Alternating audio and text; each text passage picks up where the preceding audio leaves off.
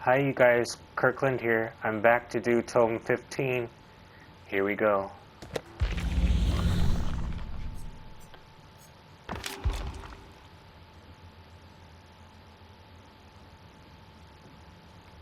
Looks like we got a picture. First time I've seen this in a while.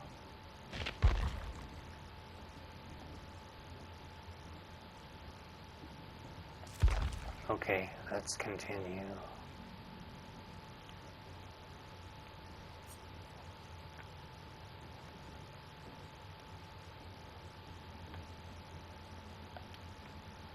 I guess I have to do this. There we go. Second place. She wants to retch. She never comes in second place. If it weren't for those idiots at the publishing house canceling Dad's series, she'd be able to finish her semester. But they don't know genius when they see it. So here she is, watching her grades go into freefall as João takes top marks in the class. João. The name makes her spit. He's not special. He should be in second place. She sits at home, powerless. Maybe she can throw a wrench in the works. Call the school. Get him in trouble. She calls. She doesn't have a plan, but she calls. A secretary picks up. Hello? Adriana hesitates. Hello? I'm calling about my son, João. I didn't receive his grades. Can I confirm the address on file?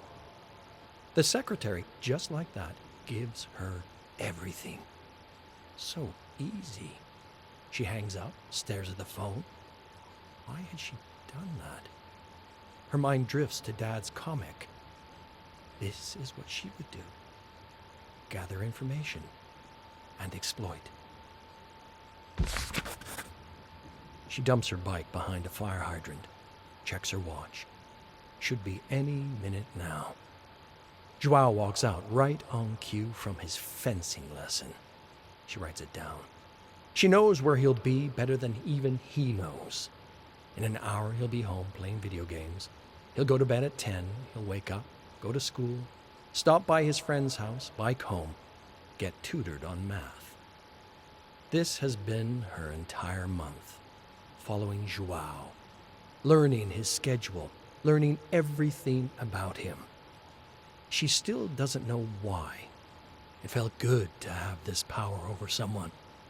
The power to know that at any time she could disrupt his entire routine, his entire life. She gets on her bike and tails him on his way home. There's an alley he always takes as a shortcut. Not a particularly safe place to be when you're being pursued. But, of course, he doesn't know that he's being pursued. She's being careful. His bike goes over a nail. He flips over the handlebars, scrapes his knees and palms, swears. He sits there, staring at his flat tire, doing nothing. Useless. This is the boy who's taking first place honors in her class.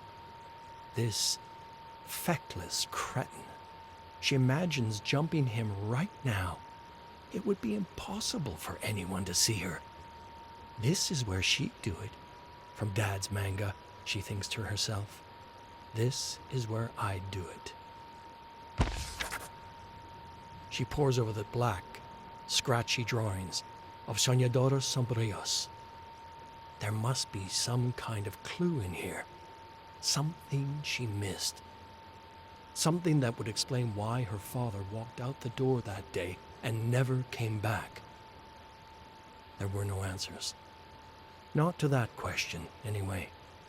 This comic that her father had worked on every night to the dim light of an old accountant's lamp instead lay out a blueprint.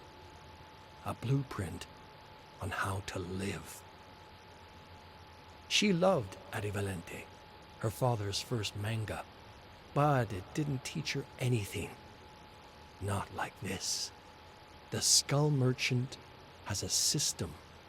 She learns everything she can about her target, stalks their digital and literal footprints until she has a complete profile of their every move. Knows them better than they know themselves. And then she waits until they're completely stuck in their routine, and she shatters it. She chooses only the most elite opponents. Initially, it was to protect the weak, but that pretension faded quickly. Eventually, her only goal is to destroy those who challenge her claim to be the best, takes them out of their element, and destroys them. Scared, alone, and far from home. Adriana sees the parallels. The rich, comfortable executives she deals with daily operate with a sickening detachment, so used to their lives of comfort, convinced of their own invincibility. It won't be easy to crack their armor, but worthwhile endeavors are rarely easy. Okay, we have another picture.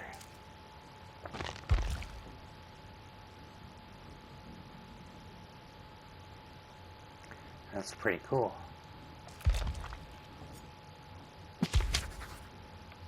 The skull merchant dips her blade into the fetid water, lets the blood and ichor slide off the gleaming carbon fiber, lets herself relax. Another job done. She removes her weapon slowly out of the water, taking care not to let any fall on the floor, and hangs it on the wall. Water is a terrible thing to waste. She walks across her tiny Spartan room and plugs a cord from the wall into the nape of her neck. The real world dissolves around her, replaced by the other world, a bright world, a clean, perfect lie. She stares right into the sun for a few moments, stopping only to close some particularly invasive pop-ups that have burrowed their way into her hardware. "You're the merchant, right?" A timid voice calls out somewhere behind her. She turns. A chipmunk with jacked human arms stares back at her. "I might be." "Who's asking?" "Someone won the job." This guy probably paid top credits for that avatar, and he looks like an absolute joke. She isn't laughing, though. "I don't take jobs anymore. I work for myself." "Well, you might be interested in this one. He says you're run down, that you're all but retired." "And who's he?" "I don't know much about him. He's a cyborg. Long past cyborg, I think. Might have run out of flesh to fuse the steel to. Might just be a robot by now. Goes by the name, Terry Chrome." "We'll see who's out of touch," she says, and jacks herself out of the other world. She looks at her bed and sighs. Won't get much sleep tonight. The hunt's calling. She gazes out of her window over the blasted-out wasteland of Rio de Janeiro as she plugs her arm back into the blade. Some people can't wrap their head around it. The business doesn't need to be successful to be profitable. Sure, it helps, especially at the beginning, but she's not in the beginning of company's business. Grab something with decent gross revenue, but ballooning expenses. Slash the budget, cut anyone who isn't keeping the lights on, squeeze some profit out of it, and sell it at a markup to the first idiot who doesn't look under the hood. Lining up a directorial board that sees it the same way, though, not so easy. These cowards foisted on her by the shareholders are too cowardly or lazy or, and she hates these ones the most, ethical to have that killer instinct. The self-righteous ones are the worst. As if it's ethical to do anything less than everything to make the line go up. So long as you're in the black, you're in the right. She yearned to take them out like she had so many of her rivals before. Take them out to the forest and hunt them like dogs. But there's no challenge in that. These are soft, helpless fools, fish in a barrel. She's like the skull merchant. She only hunts apex predators. She'll have to do this the old-fashioned way, through remorseless, bureaucratic maneuvers. Finally, a target worth pursuing. It's been a while since we had a good one, and this is a really, really good one. Former military turned private contractor, retired from the battlefield to a quiet hobby farm to the northwest. Some say he survived months alone in the forest with nothing but a combat knife. And he's got the one parcel of land that stands between Adriana and the factory she's trying to build. Weeks of talks go nowhere. He doesn't want to sell. Bigger numbers do nothing to change his mind. The board starts talking about selling the land surrounding his, to give up on the factory, to build somewhere else. They might be right, but that doesn't matter. She doesn't lose. She doesn't come in second place. So she goes to meet him herself, face to face. She mentions the offer. He politely refuses again. That's too bad. She hopes his will is up to date. As she leaves, she feels a flush cross her face. She overplayed her hand. A guy like that will be hyper-vigilant now. It won't be easy to extract him, and it sure as hell won't be easy to hunt him. But as her mind wanders to the hunt, the nerves turn into excitement. She'll figure it out. She just needs to learn everything about him. Adriana looks into her new arm-mounted display. Her drone floats 50 stories above the city, at the unfinished penthouse of a new luxury building her company invested in. Through its camera, she sees the soldier awakening from a chemically assisted slumber. She watches as he shakes himself awake, immediately alert and focused. He rushes to the edge of the building and nearly falls.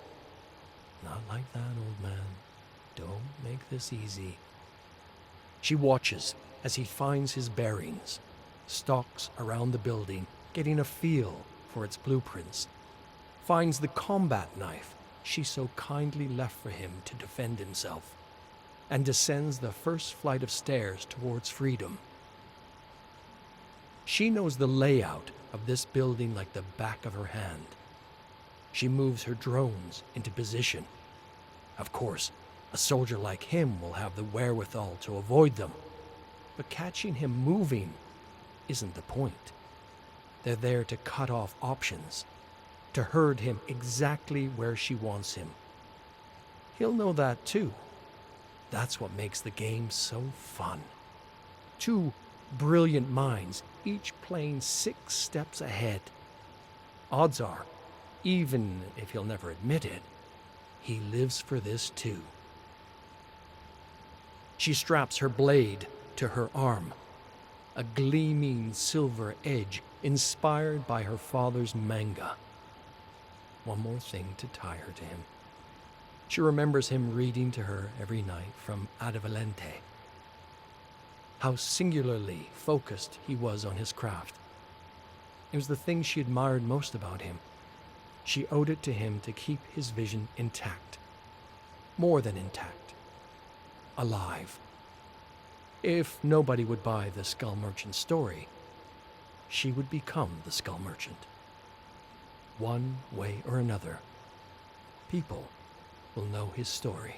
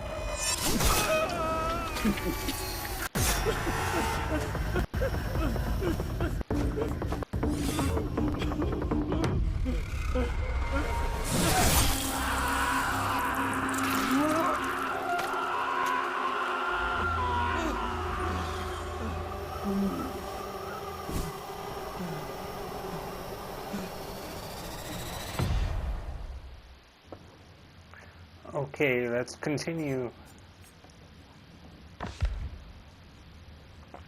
Here's another picture. That's cool.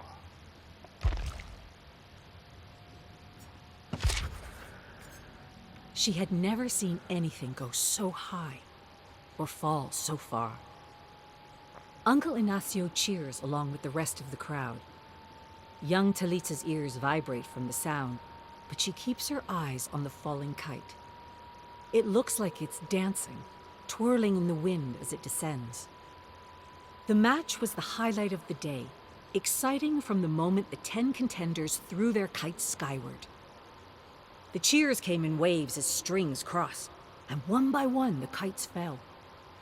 The silence surprised Talita as the contenders on the field came down to 2 men, a teenager from Botafogo and Uncle Ignacio. Mom and Dad hug Ignacio so hard they don't notice baby Renato crying in Mom's arms. Ignacio is beaming, the same twinkle Talita saw in his eye as he assembled his kite that morning. She watches Ignacio walk up to the teenager and shake his hand. The boy smiles. Of course he smiles. He's among friends and peers on a bright, sunny day in the most beautiful country in the world, celebrating. The boy doesn't care that he lost. It's the people around us who matter most. Talita looks above the crowd and watches the boy's kite touch down softly on the ground. He fidgets with his hands. All he wants to do is fly a kite or work on the puzzle sitting in his bedroom. So much talking. It's useless. It's boring. We're here to fly kites, not talk. Renato looks around at the other kids. None of them are fidgeting like he is. They're not shifting their feet or looking around. It's so strange how they can stand so still and watch Talita demonstrate kite design. Not just watch, but listen. Really listen. But people always listen to Talita. They listen to her thoughts and laugh at her jokes and talk to her and invite her to things. Grown-ups, kids, everybody. Renato tried one of her jokes himself. No one laughed. He stops studying the other kids and watches his sister. She is special, even among the kids their age. He makes eye contact with her and she smiles. He smiles back, but it's a sad smile. He knows, no matter how hard he tries, no one will ever look at him the way they look at her. Finally, Talita ends her talk and it's time to throw their kites into the air. It's a beautiful, sunny day, bright even through his sunglasses. He hears some of the kids comment that it's too bright to see their kites so high above the beach, but he doesn't let them distract him. He can see his kite just fine, and he can see his opponent's kites too. Talita says it's unsportsmanlike to knock out other kites so quickly. Renato never understood this. It is literally the game. His smile grows as each opponent falls. A true, joyous smile. Hold on. Why is my string gone slack? Renato looks up and sees his kite floating downward. Talita's cheering next to him, grabbing his shoulders and whooping. No, this cannot happen. If I can't be popular and I can't be a winner, then what can I be? Talita accepts the bottle from her friend on the right. Whatever's in the bottle, she likes it. After a generous sip, she passes the bottle to her friend on the left. They are sitting around a small bonfire on the beach, all 10 of them, laughing and singing into the quiet night. The perfect capper to a long, tiring, fun day at Ignacio's shop. Renato went home immediately after they finished closing up. He rambled about needing to prep, and his rambling turned into a lecture about how Talita should prep too. She stopped listening at that point. What a silly boy. Talita laughs at the thought. Renato doesn't have the slightest idea. This time with friends, most of whom she met at the beach, is many splendored. It is careless abandon, It is utter joy. And it is prep. Talita has crossed kites with most of these kids. Some of them she had taught herself. Others were already regulars when she started working for her uncle. All of them are very good kite fighters.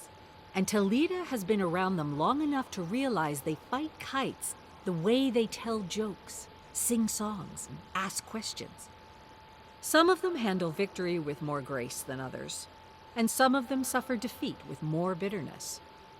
Being with her friends helps her be a better kite fighter, before, during, and after the match. And she gets to stay up all night having fun. Try beating that, Renato. It was his most difficult match. Renato always liked ending a kite fight quickly, and he knows that Talita knows this. She did what he expected her to do, stay away from him early on and let him take down most of the competitors. Renato was happy to do it. There's a reason I can take down these other fighters. This sport is a puzzle. I've put in the work. I've studied the puzzle. When the field of competitors narrowed to Renato and Talita, he turned his focus on her. He went on the offensive, chasing her back and forth across the sky. Her theatrics always annoyed him. This is not supposed to be a show. This is a fight. Renato finally outmaneuvers his sister and catches her string with his kite. Tangled, they tug at their strings. Not too much, Renato reminds himself. One sharp pull is all it takes to snap your string and hand victory to your opponent. The crowd is louder than ever, waiting in anticipation to see who will win.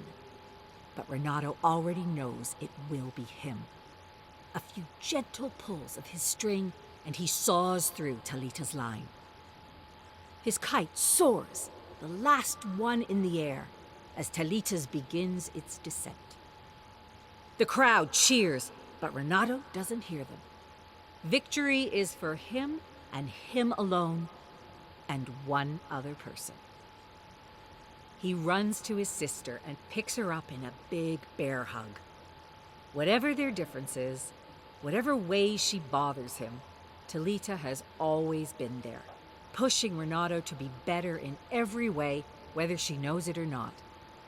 Renato won, but it is their victory together.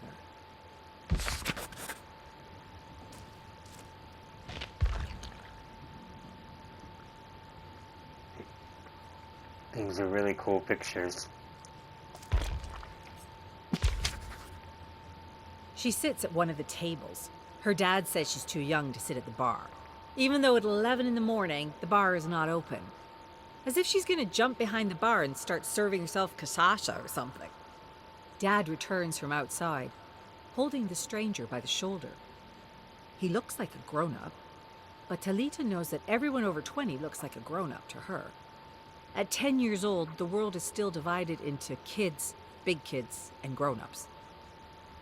Talita was with her dad when they crossed paths with the stranger. Talita was going to be dropped off at home for lunch. Mom is home for the afternoon, and Dad needs the afternoon with his band. But that plan changed when they found the stranger spray painting the club in the alley. Dad takes the stranger across the club. He's calling out for Angelo, the club owner. He doesn't seem to notice Talita or his band hanging out on the stage for that matter. He wouldn't want me to follow him. He yelled at me to go back in the club when the stranger started cussing outside. She shifts from seat to seat, table to table, closer to Dad, Angelo, and the stranger. They're standing together by the hall to Angelo's office.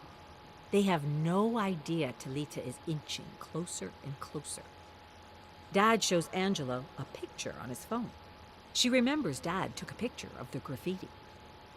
Angelo studies the picture, and his usual scowl lightens into a smile. She doesn't hear what he says, but she hears the three of them laughing. By the time she's close enough to eavesdrop, Angelo has taken the stranger down the hall. Dad finally notices Talita. What just happened, Dad? He looks back down the hallway. I think I just got that young artist a job. Renato flicks the switch and the lights crackle and hum. It is still dark outside, and through the window he can hear the waves rolling against the shore.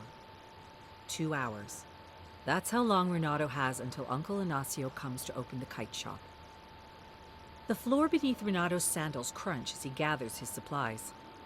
Uncle Ignacio gave up trying to sweep the sand out of the shop years ago. He would say the shop was one with the beach. Talita would complain about it, but she never did anything about it. Today is the day that Renato does something about it. And he wouldn't just stop at sweeping some sand off the floor. The counters need a deep clean, and the windows. Renato is excited to replace the garbage bin with the one he bought last night, the one with the lid that you open with the foot pedal. Once he sweeps the last of the sand out of the shop door, he fills a bucket with soapy water. I've been working at Ignacio's shop for 3 years now. I came into work every day. I did my job well enough to make Ignacio and Talita happy. But I should have stepped up like this long ago. He scrubs the grease stains off the floor, taking the last stubborn grains of sand with them. He remembers what Mauricio told him in his last days of hospice care. Everyone gets to where they're supposed to be, and everyone gets there in their own time. Renato grew to love volunteering at the retirement home. Taking care of others taught him a lot about taking care of himself and the people closest to him. He blinks and realizes the sun is pouring through the open windows. He can hear people laughing along the beach as they put down their towels and open their parasols. Ignacio's at the door, speechless. The shop hasn't looked this clean in years. Wait until Talita sees it. It was supposed to be a fun girls' night out. Talita walks back to the table with a tray of shots and realizes Luisa, Dolores, and Beatrice aren't there. Where did they go? She hears excited chatter from a group of girls standing by the bathroom. They're not waiting in line. In between the excited chatter, she hears yelling from the other side of the bathroom door. Talita breaks through the crowd of girls and into the bathroom. She remembers Dolores had mentioned that she would smack Antonia if she saw her here again, and she only got angrier the more Talita and the others tried to calm her down. Talita stands, gobsmacked, at the sight of Dolores and Antonia on the white-tiled floor, arms flailing. I must have missed the big smack Dolores was talking about. Luisa and Beatrice are against the wall, yelling for them to stop. Someone creeps out of a stall and steps around the fight, leaving without even washing her hands. Talita is scared and excited.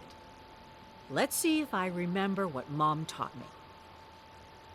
Antonia is on top, swinging her arms down, ignoring Dolores' cries of "Stop! Get off! And leave me alone!" Talita dives in, brings her arms around Antonia, and rolls her away from Dolores, pinning her on the ground. Antonia tries to push Talita off her, but Talita comes down, putting her weight on Antonia. She curls her arms and legs around Antonia's. Try taking a swing at me now, Antonia. But she can't. They are interlocked on the floor, almost frozen in place. Antonia can't hurt Talita, and Talita can't hurt Antonia. But the point isn't to win the fight by hurting anyone. The point is to win the fight by stopping it. Mom wanted me to be able to handle myself without getting arrested. Talita tries to speak without compromising her position. She shouts to be heard over Antonia's obscenities. "Get a bouncer in here, now!" Beatrice runs out of the bathroom. Dolores watches, stunned, amazed. "Is that jiu-jitsu?" Talita smiles. Mom always said it would come in handy one day. His mother would always say, "No one is an island." Renato knew what the saying meant, and he knew it wasn't true. Renato felt like an island most of his life, either unable or unwilling to build bridges and connect to the other islands that would pass him by. Renato breathed in the clean air. No cars allowed here. If I really were an island, I'd want to be Isla de Paqueta. His family had brought him out here when he was a teenager for Festa de São Roque. His family loved it. Everyone loved it. He hated it. Too crowded, too loud, and the fireworks. Renato couldn't understand how anyone could enjoy fireworks. But Renato isn't a teenager anymore, and today isn't Festa de Sauroki. The island is quiet and peaceful. The sun is shining, and the breeze is cool. His feet ache from hiking the island, but he doesn't mind. There is peace to be had on Paqueta that is unlike anywhere else. Renato drifts into a lush park and sits on a bench. His fingers twitch. He doesn't have his guitar with him or any puzzles. His phone battery died long ago. He relaxes his hands and tries to enjoy the stillness. An older couple walk past him, towards the trees, and roll out a blanket on the grass. Renato watches them as they eat and drink, laugh, and kiss. He wonders if they are from Rio or Brazil. He wonders if they have kids and are enjoying a stolen moment away from family. They look happy. Renato tries to picture himself sitting on that blanket, having a picnic with... who? It's hard to imagine anyone would want that sort of life with him. I'm happy to be an island, I think. I've got a long life ahead of me. I may change my mind. The breeze picks up again, and he closes his eyes, taking it in.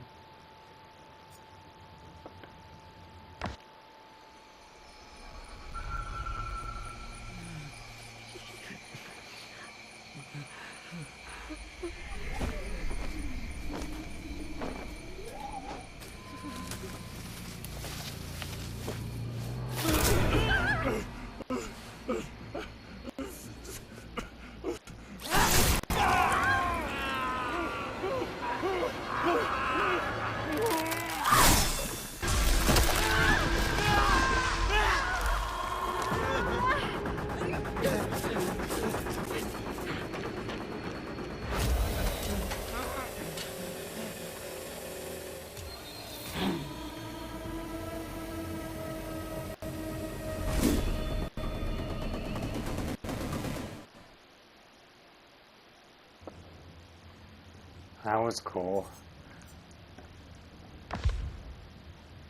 Okay, here's a couple more pictures.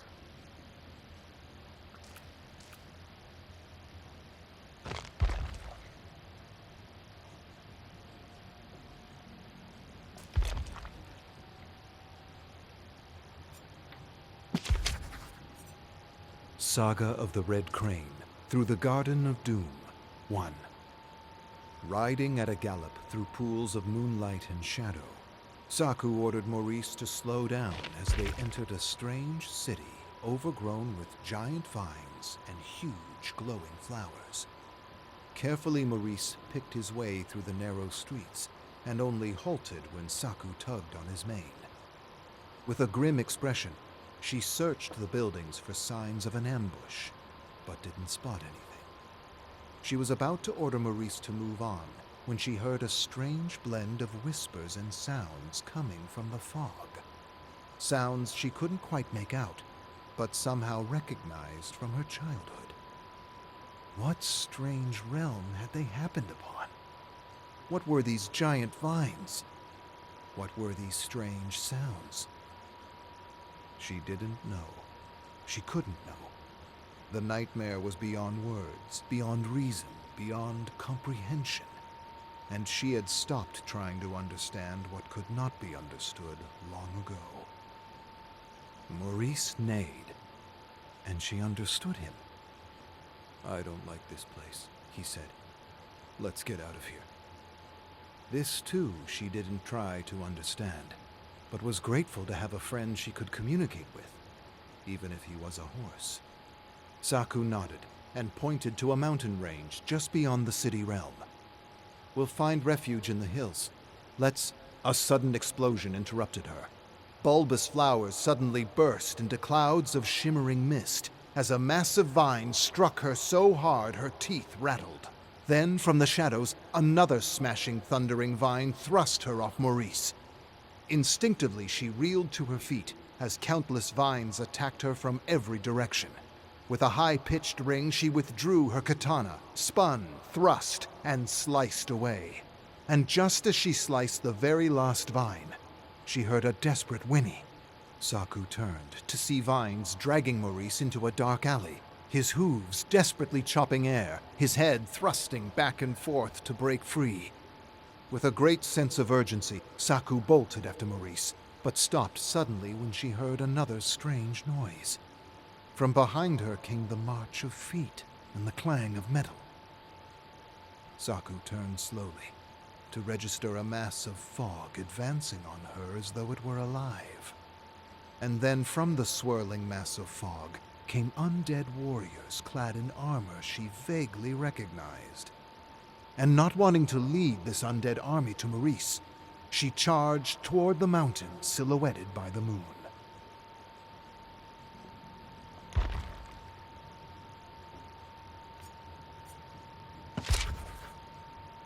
Saga of the Red Crane through the Garden of Doom 2.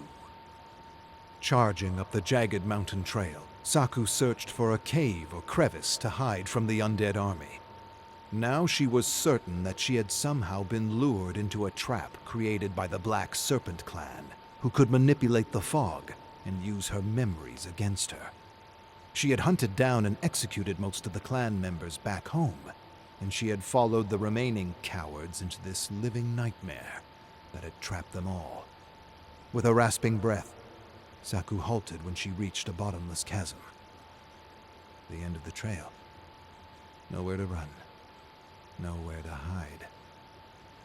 Gathering herself, she stared long and hard into the endless darkness below.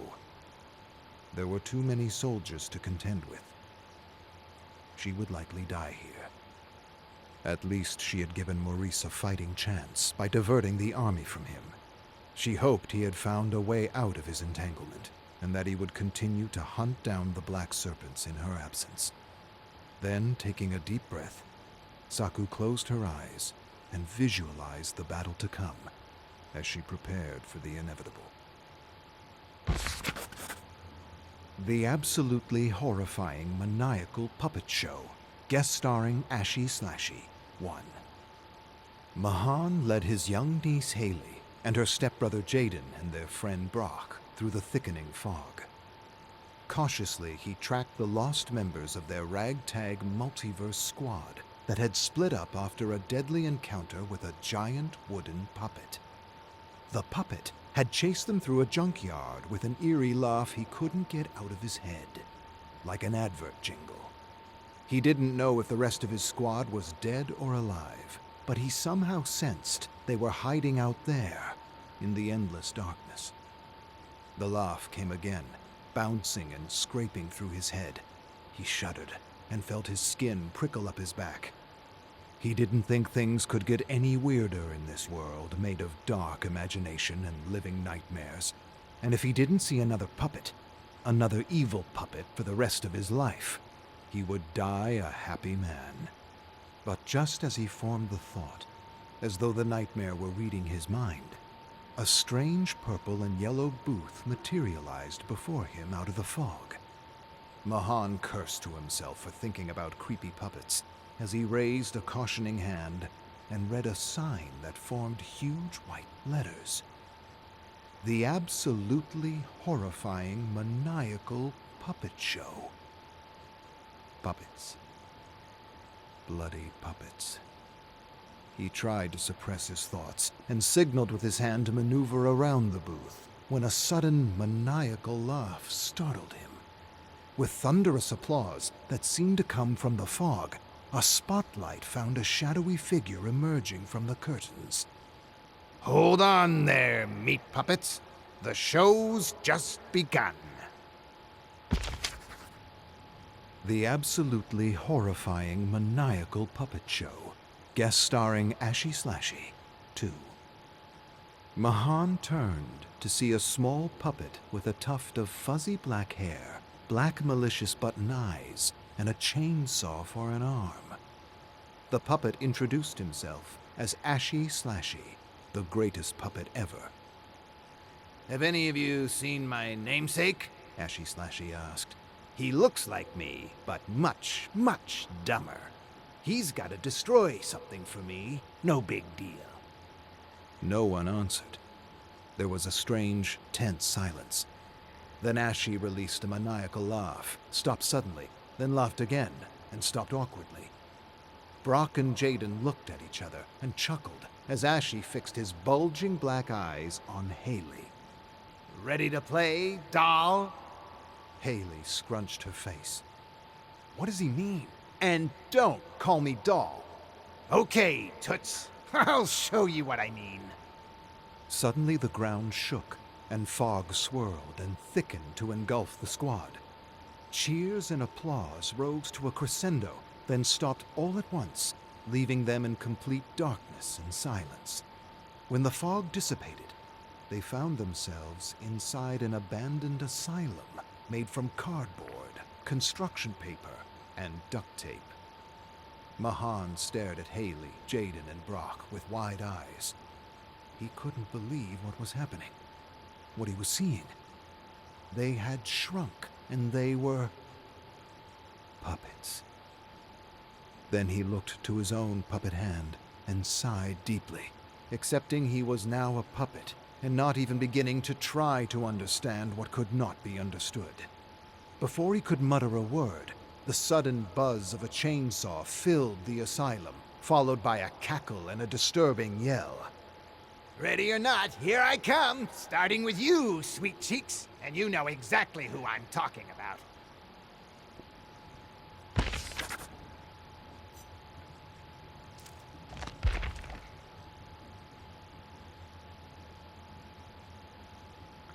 That's cool. The absolutely horrifying maniacal puppet show. Guest starring Ashy Slashy. 3. Bolting down the cardboard hallway, Puppet Mahan reached the garage door of the asylum. He halted and read a sign above the door. Escape here. He turned to face Puppet Jaden, who handed him the AA batteries they had scavenged in the asylum, and he told Puppet Haley to get ready to lift the door. He then realized for the first time they had lost Brock. Where the hell's Brock? Just as he asked the question, Puppet Brock came staggering around the corner, screaming for help. He didn't get very far before a chainsaw ripped through his body, sending puffs of white fluff and red confetti into the air. Trembling, Puppet Mahan struggled to add the batteries to the electric panel, and just as he placed the last battery, Puppet Jaden pushed the button to unlock the door, and Puppet Haley thrust the door upward with a thunderous smacking sound. Where are you going, Toots? I got a little something for you. Haley turned to face Ashy. Don't really care for little. Feisty. And with a diabolical scream, Ashy Slashy came rushing toward them as the last 3 puppet survivors raced outside and desperately dove through a wall of fog. Applause filled the asylum and stopped suddenly as Ashy approached the exit door. He shook his head and released a groan of frustration followed by a peal of laughter. And we were just getting started. Such a tease. With difficulty, Mahan rose and helped Jaden and Haley to their feet. To his relief, they were human again. He sighed and was grateful most of them survived this horrifying puppet realm. And as he prepared to continue his search for the lost squad members, he tried not to think of giant wooden puppets, or any other type of puppet for that matter. He didn't want to give the living nightmare any more ideas. Memory 4011. All things considered, the Pineapple is one of the better internet cafes Min has been to. Even through her headphones, she can hear the boy at the next station snoring. Is it nighttime? There are no windows back here. Min takes another gulp of her energy drink. Her phone buzzes next to the keyboard. She ignores it and plants the flag on her home base. The banner fills the screen. Victory. Winning used to feel good, Now it's all she expects of herself. Losing hurts all the same. Why does she feel like she's losing all the time? She's booted back to the lobby and queues for the next match. Her phone buzzes again. She knows what she'll hear on the other end of the line. Her father yelling again, telling her she's wasting her time, her mind, her life. Mom will probably be crying close by just to make sure Min can hear her. The phone stops buzzing. I still need to go home at some point. The yelling will be even louder then, maybe even worse than yelling. Things can't keep going like this. I'm not wasting my life. Min watches the screen dissolve into a loading screen. This is my life. So many people become famous playing MOBAs like this one. I'm just as good as any one of them. The only difference is they're playing in stadiums, and I'm stuck here at the Pineapple. The game starts. Someone taps her on the shoulder. She ignores it. Go away, I'm not feeling sociable today. Another tap on the shoulder. Min spins around in her seat. The girl is about her age. Cool hoodie, new clean sneakers. She's looking right at Min. Your username is Shining Lion, isn't it? We should talk. Memory 196. His dad takes the claw hammer from him. Let me show you. He flips it around so the business end is facing him, slides the claw under the nail, and rocks it back and forth. The nail comes out with ease. You need leverage, son. Caleb tries himself. The nail comes out immediately. He turns to his dad and grins, and his dad nods back at him. What's this thing for, anyway? Catching critters in the garden? Caleb's father winces. All the nails seem a little cruel. Well, I don't want him to get away. Just remember this. When you're making something, simple is best. Imagine removing parts from it. If it would still work just as well, you didn't need that part in the first place. But where's the fun in that? Arcus 1278. I received another strange note on my door about the sweet darkness. This one wasn't signed Zed or Zezel or Zezeltrix. This one was signed Lady Trix. I don't know what to think about all this bizarre excitement and this obvious attempt to lure me away from the tower. I'm adding the note to my Mad Designer collection, as I'm quite certain they are one and the same.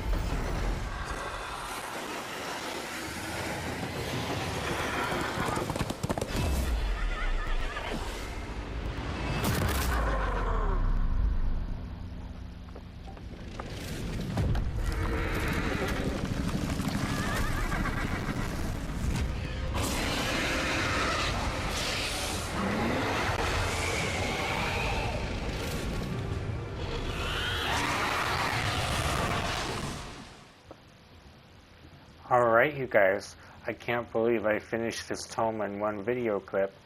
Alright, well, that's it for tonight. I hope you enjoyed Tome 15, Ascension, and we'll catch you on the next one. Be safe out there in the fog, everybody. Bye for now.